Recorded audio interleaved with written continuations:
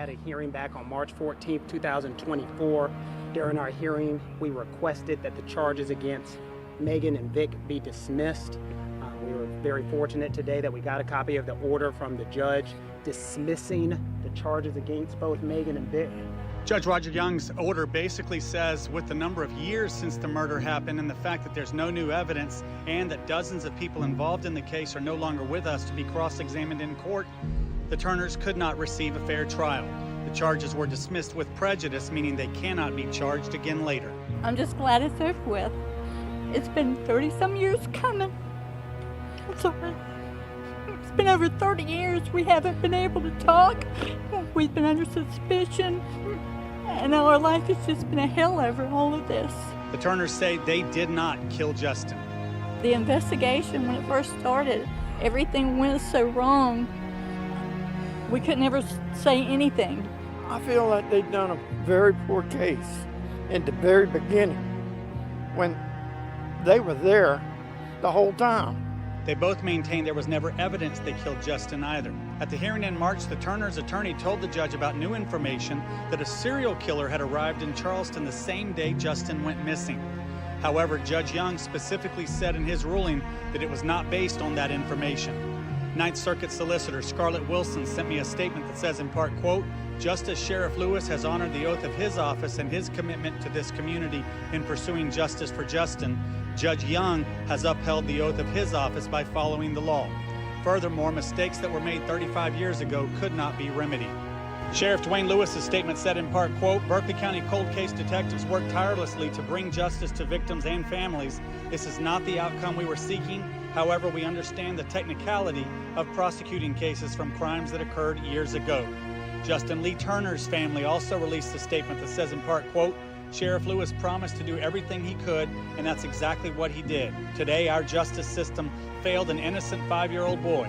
In my opinion, based off the overwhelming evidence, the ones responsible for Justin's death had the chance to face justice here, but instead chose to stay silent and face the final justice handed out by God for eternity." When asked who she thinks killed Justin, Megan said, I don't know. I don't know.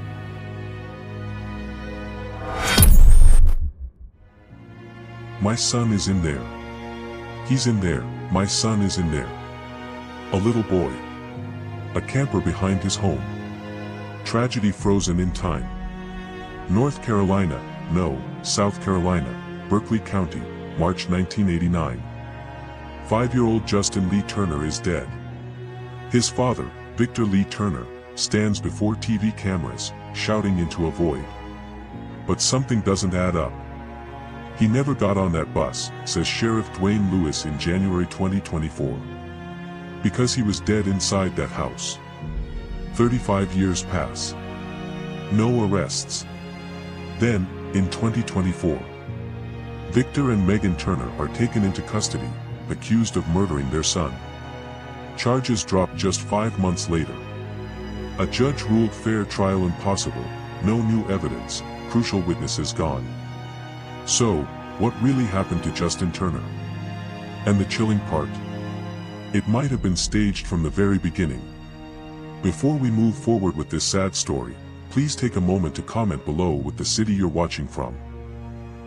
Also, make sure to like this video, subscribe to the channel, turn on your notification bell to stay updated. For exclusives and other cool perks, you can join the channel, link is in the description. Share the video with others. Stories like this must be heard, so we can help prevent future tragedies and keep the memory of this innocent child alive. The day Justin disappeared. March 3, 1989, Berkeley County, South Carolina. He was only 5 years old. A bright-eyed little boy with a shy smile, living on a quiet street in the rural South. His name was Justin Lee Turner. He never made it to kindergarten that day. 35 years ago, on that March morning, a small bowl of cereal marked the start of what should have been an unremarkable day for Justin. He was 5, sweet-natured, and full of morning energy. His stepmother, Megan, then known as Pamela, said he left for school in the early morning. But the bus driver's logs say otherwise. Justin never got on. He never made it to class. He was marked absent at Whitesville Elementary. What if the person who reported the disappearance knew Justin wasn't going to school? Search parties went out mid-afternoon. Neighbors, family, and deputies combed the rural streets and fields around the Turner home in Berkeley County. A child disappeared in broad daylight. No witnesses. No clues. But witnesses told police Justin never left the yard. In fact, his stepmother reported him missing because he never appeared on the bus. The discovery. March 5, 1989, 2 days after Justin vanished, the search finally reached the family property. Deputies, volunteers, and neighbors combed every corner. Then, within seconds of entering the small camper parked behind the home, Justin's father, Victor Lee Turner, made a discovery. He found Justin's body wrapped in a blanket, tucked inside a cabinet. His voice, captured on local news footage, echoed across South Carolina, "He's in there, my son is in there." But here's what didn't add up. The camper had already been searched, hours before the discovery. Nothing appeared out of place. Until now. Victor didn't check for a pulse. He backed out and said someone hurt his son. What parent finds their child like that, and doesn't immediately try to save them? Police began to suspect the scene was staged. The discovery seemed too timed, too precise. The investigation and inconsistencies. The initial story. He went missing that morning. The father searched. Cried. Made desperate pleas on local TV. Then, that he died of an illness. Then, that he'd been sleeping in the camper all along. 3 stories. No autopsy.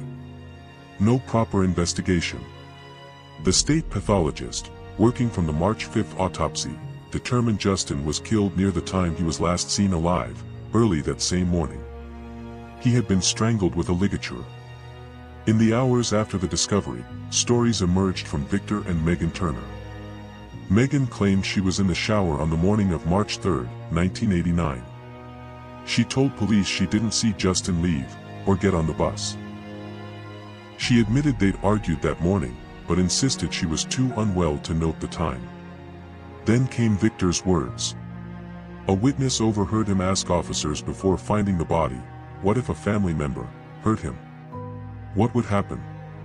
Why would a father ask that, before discovering a body? Despite their inconsistencies and strange behavior, no one was arrested. The case went cold. Files buried. Evidence decayed. Witnesses moved away, or died. In 1990, Megan faced a grand jury, charged with murder. But the grand jury refused to indict. The cold case revival. In 2021, a breakthrough arrived, not in the courtroom, but in the archives. The original detective was called back to reopen Justin's file. Enter microscopic fiber analysis, a cutting-edge science that can tie fabrics to crime scenes with near certainty. Technicians discovered tiny threads from a ligature found in the Turner home, embedded in wounds and clothing on Justin.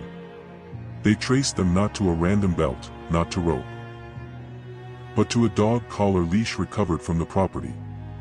Here's where it gets contentious. No original ligature was ever recovered.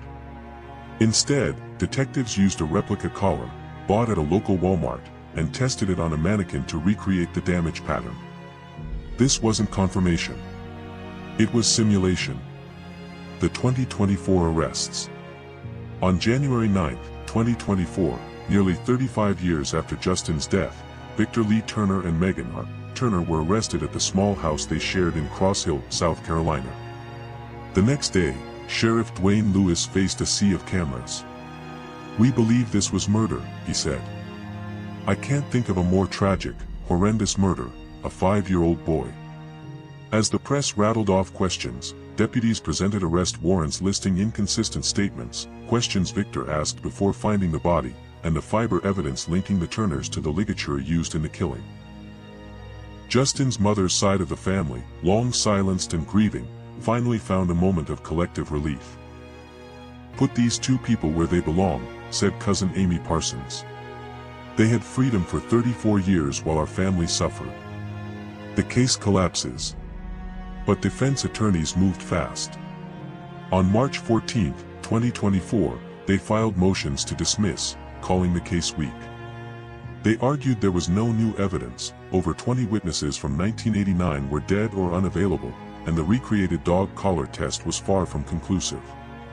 The courtroom was hushed on June 7, 2024. All charges against Victor and Megan Turner were dismissed. The judge ruled no retrial could ever happen. The defense had delivered these core blows. No new evidence, only repackaged items from 1989. The dog collar wasn't the original ligature, the prosecution used a replica purchased from Walmart. More than 20 witnesses are now deceased or out of reach. Justin's body had been cremated. That removed any chance of further DNA testing. With key evidence gone, with witnesses silenced by time, the judge concluded the prosecution was unfairly prejudiced. The charges were wiped clean. And under South Carolina law, the Turners can never be charged again. The serial killer theory. In the aftermath of charges being dropped, a new thread emerged, one that would redefine this case. Enter Richard Mark Evenitz, a serial predator who died by suicide in 2002. Evenitz was active in the Charleston area in 1989, the same year Justin Turner was killed. Evenitz confessed to more crimes than he could remember. He abducted and murdered at least 3 teenage girls in Virginia. In March 2024, defense attorney Sean Kent introduced a bombshell in court. Evenitz's Navy ship docked in Charleston on the precise day Justin vanished. Kent argued the sheriff's office ignored an FBI alert from 2008, urging a review of unsolved child abductions linked to Evenitz. Emily Enright, of UVA Law's Innocence Project, documented Evenitz's pattern. His attacks matched the Turner case. Children abducted post-bus drop-off, strangulation, and sexual assault. But Evenitz was not arrested. He took his own life in 2002, before he could face justice. His body was cremated. That means no DNA can ever connect him to Justin's case. Conclusion. A 5-year-old boy died on March 3, 1989. His name, Justin Lee Turner. 35 years later, 2 people were arrested, then released. A judge barred any future charges. No trial. No verdict. No justice. So we end here, with questions, not answers. To this day, we don't know who killed Justin Turner. We don't know if the Turners were guilty, or if another monster was never captured. This is the case of Justin Turner. A 5-year-old boy whose life was stolen, and whose justice may have been, too. No one will ever stand trial for his death again. The door is closed. The case is sealed. But his story, and your voice, still echo. What do you think really happened to Justin Turner? Did the system fail him? Or protect 2 people from a wrongful conviction? Share your thought in the comment. Thanks for watching.